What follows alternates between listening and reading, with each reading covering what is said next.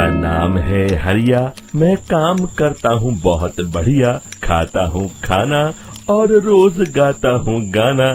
अरे यार, आज तो बहुत देर हो गई। इस खतरनाक जंगल को देखकर तो मेरे हाथ पैर ठंडे हो गए हैं। अगर मैं वक्त पर गांव नहीं पहुंचा तो मालिक बहुत नाराज हो जाएंगे। तभी हरिया को एक आवाज सुनाई देती है। सुनिए हरु जी। अरे, ये आवाज किसने दी? तभी हरिया को सामने कुछ दूर एक औरत खड़ी दिखाई देती है। अरे भाई, ये औरत अकेली इतनी रात को इस जंगल में क्या कर रही है? चलकर पूछना पड़ेगा। फिर हरिया अपनी बैलगाड़ी उस औरत के सामने लाकर रोक देता है और उससे पूछता है। अरे सुनिए, आप इतनी रात को इस खतरनाक जंगल में अकेली क्या कर रही हैं? तभी वो औरत मीठी आवाज में कहती है, अरे हरु जी, आप आ गए। मैं कब से आपका इंतजार कर रही थी। वैसे तो यहाँ से काफी लोग गुजर चुके हैं, लेकिन मैं खास आपका इंतजार कर रही थी। अच्छा, तुम सच कह रही हो? मुझे तो यकीन नहीं हो रहा है। वो क्या है ना, आज तक किसी ने मुझसे इतने प्यार से बात नहीं की। हाँ हाँ हरु जी, मैं सच कह रही हूँ। अब देर मत करिए और जल्दी से मुझे मेरे घर तक छोड़ दीजिए। हाँ हाँ, कौन सी बड़ी बात है, अभी छोड़ देता हूँ। आप मेरे पीछे बैलगाड़ी में बैठ जाइए और मुझे रास्ता बताते चलिए।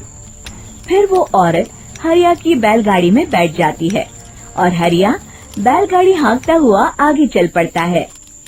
फिर उस औरत के बताए हुए रास्ते पर चलते चलते हरिया बैलगाड़ी लेकर एक काली गुफा के आगे आकर रुक जाता है।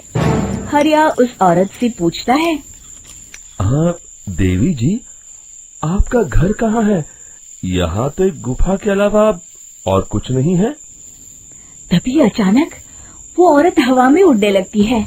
देखते ही देखते उसका सुंदर रूप एक डरावनी चुड़ैल में बदल जाता है और वो जोर जोर से हंसती है। अरे तू तो एक नंबर का बेवकूफ निकला। तू तो बड़ी आसानी से मेरी बातों में आ गया। अरे मर गया रे, ये तो एक चुड़ैल है। हे भगवान बचा ले, ये तो बड़ी डरावनी दिखाई दे रही है। और फिर अगले ही पल हरिया की बैलगाड़ी में रखा सारा सामान हवा में उड़ता हुआ उस काली गुफा के अंदर चला जाता है और वो चुड़ैल भी उस गुफा के अंदर जाकर कहीं गायब हो जाती है। हरिया ये नजारा देख बुरी तरह घबरा और परेशान हो जाता है। अरे, ये चुड़ैल तो मेरा सारा सामान लेकर गुफा में गायब हो गई। अब क्या होगा? अगर मैं गांव खाली हाथ गया तो मालिक मेरी अच्छी खबर लेंगे। मेरी इस बात का कोई यकीन भी नहीं करेगा। फिर आखिर वही हुआ। हरिया के मालिक चंपक सेठ को हरिया की किसी भी बात पर रत्ती भर भी यकीन नहीं हुआ। चंपक सेठ को लगा हरिया झूठ बोल रहा है और उसने ही लालच में आकर सारा सामान हड़प कर लिया है। फिर हरिया को बेईमान समझकर चंपक सेठ उसे काम से निकाल देता है।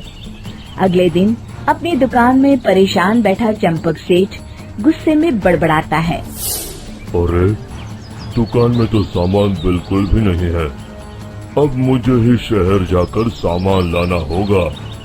फिर वो अपनी बैलगाड़ी लेकर शहर चला जाता है।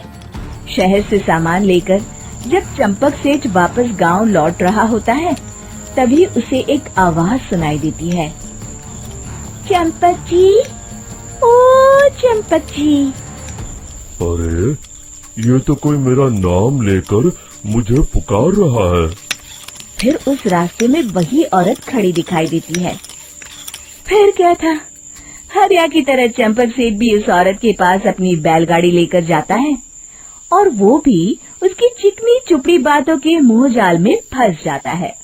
फिर चुड़ैल उसे भी अपनी गुफा तक ले जाती है और उसका सारा सामान लेकर गुफा में गायब हो जाती है। बेचारा चंपक सेठ लाचार होकर खाली हाथ गांव लौट आता है। फिर ये उस जंगल में रोज की बात हो जाती है। जो कोई भी शहर से कुछ लेकर गांव की तरफ लौटता, वो चुड़ैल उसे बेवकूफ बनाकर उसका सारा सामान लेकर गुफा में गायब हो जाती। एक दिन हरिया एक लकड़हारे को उसी जंगल की तरफ जाते हुए देखता है। फिर हरिया उसे रोकते हुए कहता है, अरे भाई, क्यों अपनी मौत को दावत दे रहे हो? मेरी बात मानो, आगे जंगल में मत जाओ, वहाँ एक बड़ी भयानक चुड़ैल रहती है। लकड़हारा हरिया की बातों को नजरअंदाज करते हुए कहता है, अरे भाई, मुझे पहले ही बहुत देर हो चुकी है, मुझे जाने दो भाई। शाम तक लकड़ियाँ काट कर शहर के बाजार में बेचना है। तुम अपनी ये कहानी किसी फुर्सत में बैठे इंसान को सुनाओ, मैं तो चला। इतना कहकर लकड़हारा वहाँ से आगे जंगल की तरफ चला जाता है। फिर अगले दिन गांव के मुखिया के घर के बाहर बहुत सारे लोग जमा हो जाते हैं। तभी हाथ में कुल्हाड़ी लिए खड़ा लकड़हारा कहता है, अरे मुखिया जी, अब आप ही हमें बचाइए उस जंगल वाली चुड़ैल से। हमारा सारा काम तो शहर से ही होता है। अरे मुखिया जी, उस चुड़ैल की वजह से तो मैं पूरी तरह बर्बाद हो गया हूँ। हम सबको मिलकर उस चुड़ैल का कोई इलाज करना पड़ेगा। तभी भीड़ में खड़ा वीरा कहता है, आप लोग चिंता मत करिए, कल से वो चुड़ैल किसी को नहीं लूट पाएगी। मेरे पास एक बहुत अच्छी तरकीब है। तभी चंपक सेठ उसका मजाक उड़ाते हुए कहता है, अरे तेरा नाम वीरा है तो क्या हुआ? तूने अभी उस चुड़ैल को देखा नहीं है? जाकर अपना काम कर, बड़ा आया। तब मुखिया जी कहते हैं, नहीं चंपक सेठ, मुझे लगता है हमें इस लड़के को एक मौका देना चाहिए। फिर सभी गांव वाले मुखिया जी की बातों से सहमत हो जाते हैं और वीरा शाम को एक बैलगाड़ी में कुछ सामान लादकर उस जंगल की ओर चल देता है। वीरा, ओ वीरा, कहाँ जा रहा है?